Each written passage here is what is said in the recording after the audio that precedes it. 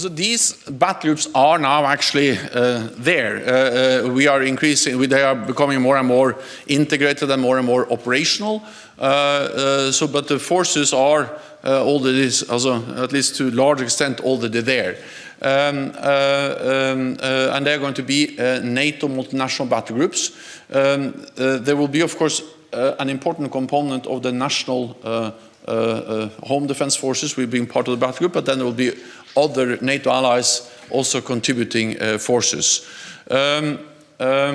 Again, this is part of our immediate reaction. So this is something which is happening now, together with all the other things we have done.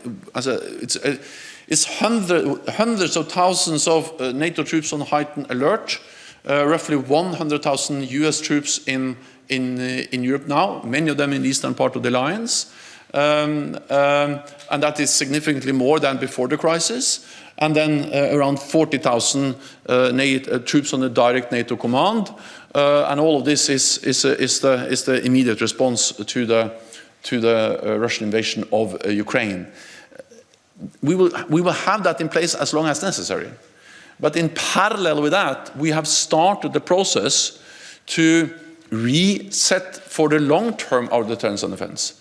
Because it is already today possible to say that this invasion, this brutal war in Ukraine, would have long-term consequences for our security. It's a new normal for our security, and NATO has to respond to that new reality. But that more long-term process will take some more weeks.